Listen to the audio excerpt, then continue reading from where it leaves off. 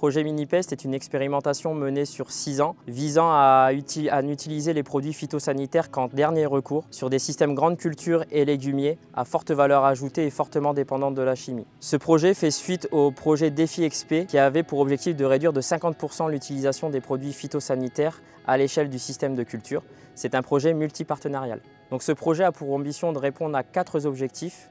Donc le premier, réduire à l'extrême l'utilisation des produits phytosanitaires sur le système testé par l'emploi d'une combinaison de leviers agronomiques. Mesurer les performances techniques, économiques et environnementales du système testé. Transférer les résultats obtenus vers les producteurs et les apprenants. Et mesurer l'acceptabilité et nouvelles pratiques au niveau des acteurs des filières. Ce projet comporte 2 sites expérimentaux. Donc on a un système grande culture avec introduction de cultures légumières mené sur le campus agro-environnemental de Thilloy-les-Maufflaines et un second système, donc un système légumier avec introduction de grandes cultures mené sur la station expérimentale du pôle légumes région Nord. Sur chaque site, 2 systèmes sont testés. Un système conventionnel qui représente la pratique moyenne des agriculteurs et un système réduit où là on va combiner différents leviers alternatifs pour atteindre les objectifs fixés. Pour mener à bien ce projet, celui-ci est réparti en 3 actions. Donc l'action 1 sur le volet expérimentation.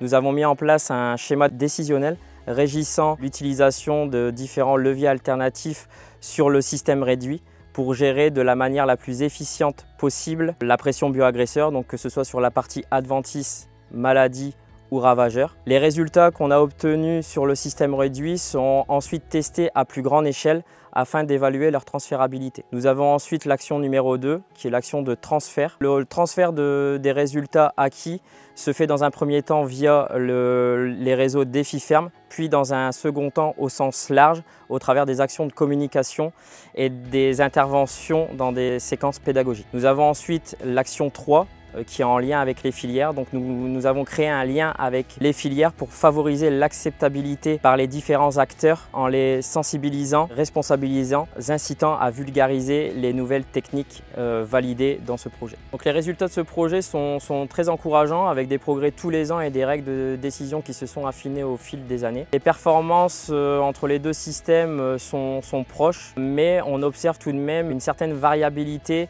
sur le système réduit par rapport à certains leviers alternatifs utilisés, également à l'apparition de nouvelles problématiques qui ont été causées par le réchauffement climatique. La baisse drastique d'IFT a provoqué une diminution, mais contrôlée, de la marge brute. À titre d'exemple, sur le site du pôle légumes région Nord, pour une baisse de 60% de l'IFT total, on enregistre une perte de marge brute de 6%. Donc à l'heure d'aujourd'hui, on a des leviers qui ont été validés, qui sont d'ores et déjà transférables au niveau des exploitations agricoles.